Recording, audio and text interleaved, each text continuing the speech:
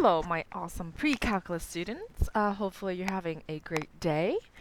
We're gonna start with 2.3, but before we start, before we do some exciting mathematic problems, we are going to define some theorems or some vocabulary today. Okay. So the first theorem says a function it's even, meaning that an even function. So check this out. See how this is a graph of a parabola upside down, and it passes your vertical line test. So this is a function, and it's even because look at this. It's reflecting, okay, over the y-axis. The word reflecting, it means that if I were to fold this graph right here on this y-axis line, the left and the right, okay, left, right, must be identical. It's like a mirror, okay? So this is my mirror line, okay? So this is an even function because it reflects about the y-axis. So even function. A function is even, aka, okay, it is symmetric about the y-axis, okay? Now, that's if you are given a picture. Now, if you're not given a picture, then we need to do it algebraically. So algebraically, or aka the equation that we're going to need to use to define or to check if an even function or not, is when I pick a positive x value. So let's just say that I want to pick this positive x value. Okay. So f of x is some point up here. So this is my f of x. Okay. I'm sorry, I'm losing my voice. So this is x. This is f of x. It must be exactly the same as this side. Would you agree? So it must be, and this is the negative side. So that's negative x. So f of positive x must be exactly the same as f of a negative x. So this is what we're going to use to check an equation is symmetric about the y-axis or not, or aka if the function is even. Now let's talk about an odd function. So this graph right here, it's an odd function because it's not symmetric about the y, it's not symmetric about the x-axis, okay, but it's both, okay. I think about it, if I fold this over and I fold it again, it would be down here. So this is what's called a function that's odd, meaning aka it's symmetric about the origin. Okay, that means it's at the center. It's crossing the center because it's symmetric both the y and the x. So we call it it's symmetric about the origin. So with that said, we are going to use an algebraic equation to check whether an equation or a function is symmetric algebraically about the origin. We would use f of a negative x, okay, must be exactly the same as f of a positive x. And here's why. So if I were to pick a positive x, so check this out, right? If I were to pick a positive x up here somewhere, okay? So this is a positive x and this is a f of positive x. And I multiply this by a negative 1, okay? So I'm going to take it and multiply by negative 1. So that's what this right here, that's what it means. It needs to be exactly the same as if I were to pick a negative x. So if I were to pick a negative x, okay, on this side, right there, okay, and this right here, it's a negative f of a negative x, okay. So this value, okay, is the y value when I choose a negative x. This over here is an x. When I choose a positive x, this is a y value. But what if I take this and multiply by negative 1? Okay, oops, you can't see that. Multiply by negative 1. Then would you agree that I would have a negative f of x, which is, that brings me down here. So that's why these two must be equal for it to be symmetric by the origin. Another way to look at it is it's a reflection, okay? This is a reflection about the x-axis, This is a reflection about the y-axis, and we have to have both for it to be a reflection about the origin. That's why we fold it this way and then we fold it this way. All right. All right. So here's a quick question for you. Is this function right here an even or odd or neither? So is this function an even, odd, or neither? Why don't you take 10 seconds and write out an answer. Okay, hopefully you wrote neither. If I fold this along the y-axis, okay, the left and the right are not identical at all. If I pick a point on the positive x, there should be a point on the opposite quadrant, and it isn't, so therefore is not an odd function. So this is neither. Right, let me flip over. And again, if I'm going too fast, please do hit pause. Now, let's see where we are. Here we go. Theorem number 3. Theorem number 3 says extreme value theorem. Okay, and we're going to use this formal one. If f is a continuous function whose domain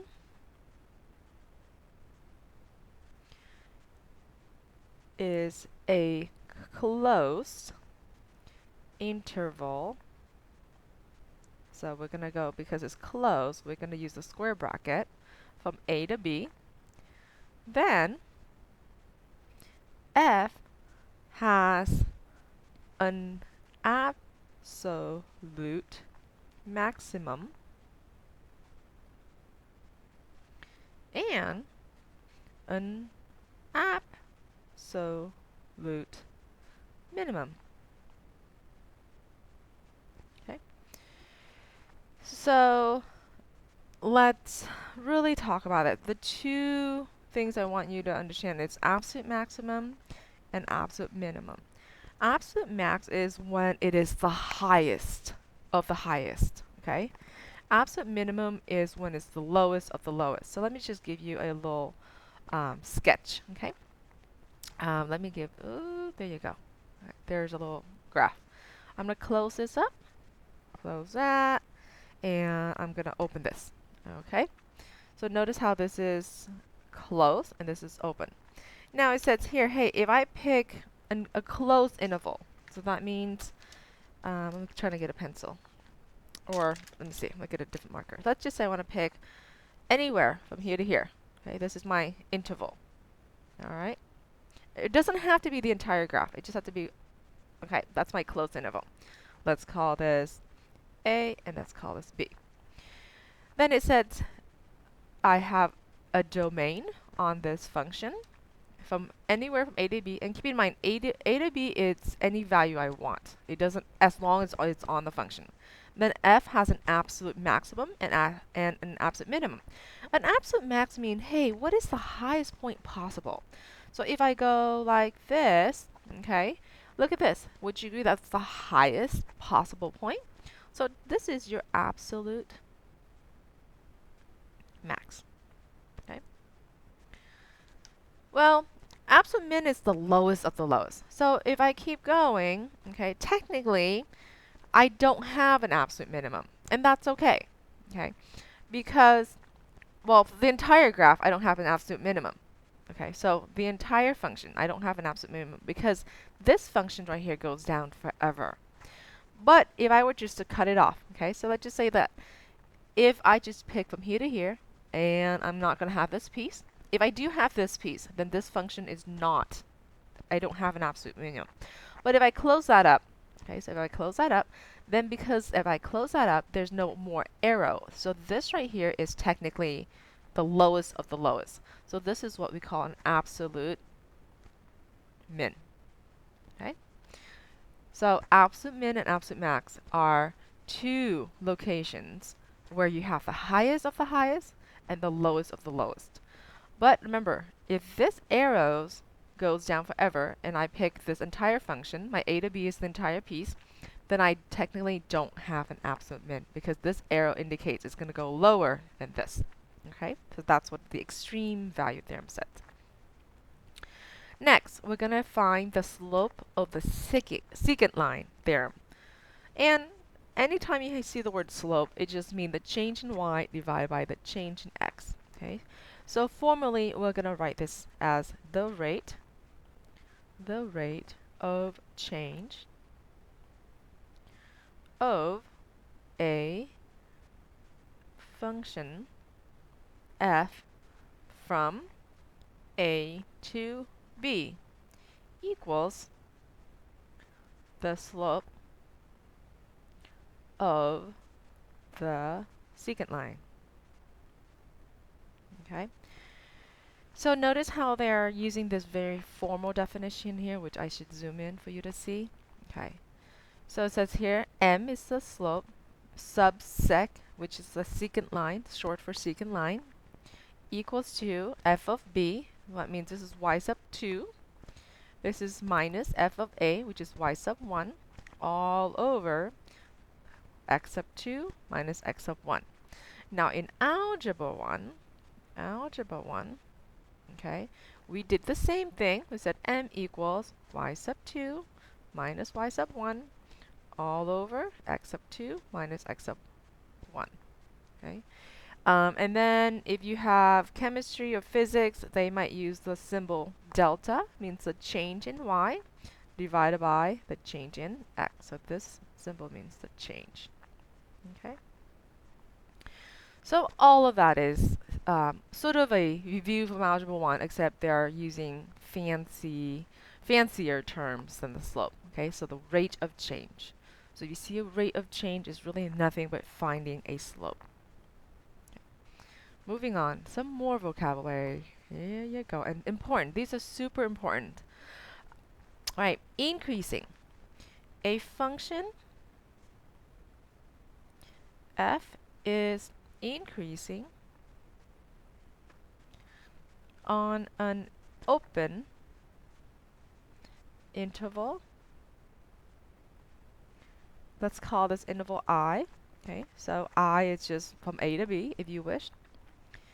If f of the first x is less than f of the second x for x sub 1 and x sub 2 are in this particular interval. Okay, so let's look at what we already know. Let's look at a parabola. There you go. Okay, so I'm going to take an interval from here all the way to here, an open interval. That means anywhere it wants to be. So let's talk about the absolute max and absolute min. Okay, so because this is the lowest of the lowest, this is what's called an absolute minimum. Okay, so it says a function is increasing on an open interval, which is what we have here. And they call it I, but we don't need to label it I. It just said, hey, let's just give it a name. When the y value of the first x is less than the y value of the second x. So let's just say that this is my first x, which is at 0. This is my second x somewhere over here. It doesn't really matter. Okay, x sub 2. This is x sub 1 right here. So x sub 1, the y value is negative. Can you guys see that? X sub 2, the y value is, this is f of x sub 2. This right here is f of x sub 1. So the y value of x sub 1 is less than the y value of f of x sub 2. Therefore, from here to here, it's an increasing interval. Okay, so it's increasing. So in example, it's increasing from 0 all the way to infinity, because this goes on forever. Okay. Decreasing is a similar definition. So here we go. A function f is decreasing on an open interval. Let's call it I again. If, okay, it's decreasing, then we're just going to switch this. F of x sub 1 is greater than f of x sub 2 for x sub 1 and x sub 2 in I. Oh, oops, I forgot this one. It's supposed to be in I. Okay. Now, these are vocabulary, but they are very important. They're really conceptual. So let's take a look at what I just sketched out here. Decreasing is when it said, hey, the y value of the first x must be greater than the y value of second x. I'm going to use a different marker and using the same picture. So if I pick first x over here, okay, this piece, is that alright? That's my first x. Ew, I have like all these like fruit flies. Okay, this is my first x. Let's call this f of x sub 1. Just different color. Then I'm going to pick a second x. Again, I'm going to pick it at 0 because that's my lowest point. Okay, so my second x. Would you agree that the y value of my first x is a positive number? The y value of my second x, since I picked 0, it's negative. So would you agree that the y value of the first is greater than the y value of the second? All right, I'm glad you do agree with me. So in this example, we're going to say that it's decreasing from a negative infinity, because there's an arrow, because it goes on to the left forever, all the way to 0. And we always see how like we're starting and ending here at 0, because that's where the minimum is, or the maximum is. Okay, the minimum and the maximum is where you want to start or when you want to end. Okay, constant is simple. A function f is constant when f of x are equal for all values of x. Okay, so a good example is, let's just say here's my coordinate plane, and I have this line. Let's call this line y equals to 2. Okay, so when I pick -1, -2, -3, -4, -1 million over here, whatever, -1, whatever the values are, the y value is always going to be 2. So therefore, this is a constant function. Local maximum. Okay, so I'm going to give you a picture, and then we're going to talk about the local maximum. Ooh, ooh, ooh, ooh. There you go. Okay. All right. So here's a function. I have an arrow that goes up forever, an arrow that goes down forever. So technically there is no absolute max, because this is going to keep going up. There's no absolute min, because this is going to go down. So this is what we call I'm going to define both of these on the same coordinate. This is what we call a local minimum.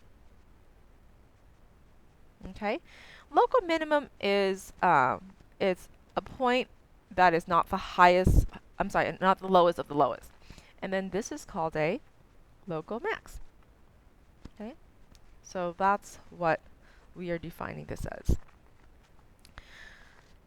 All right, now I want to draw another picture, and I want you to see the difference. Okay, this. Okay, so now that I have this, notice how this is the highest of the highest. So this is now called an absolute max.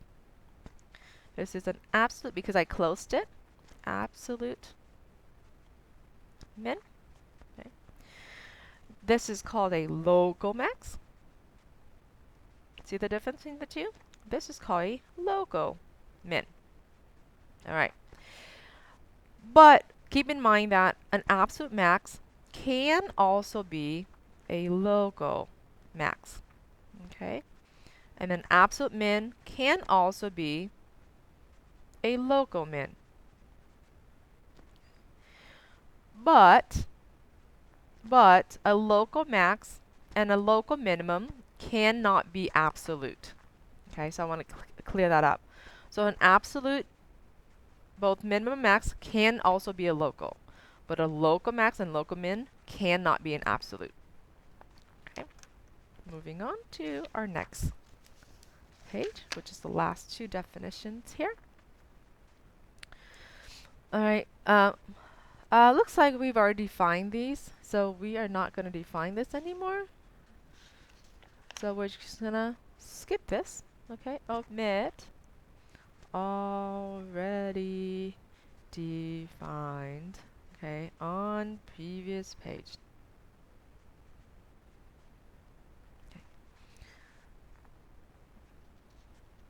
And so now let's just talk about the average rate of change. On the previous page, looks like we talked about the slope of the secant line. Okay. Well, average rate of change is the slope of the secant line. So technically, we don't have to define it again, but just to refresh our minds, we're just going to write, hey, f of b minus f of a all over b minus a, or that's the same as y sub 2 minus y sub 1 all over x sub 2 minus x sub 1, or you can say the change in y divided by the change in x. All of those things are computing the same exact thing. All right, this is where we're going to stop. We are done with our vocabulary or theorems definition here. The last thing I want to do is I want to give you a joke, okay? All right. So here is for my movie lovers. What is a cat's favorite movie? So what is a cat's favorite movie? The sound of music. All right. Until my next corny toddler joke. Have a wonderful day.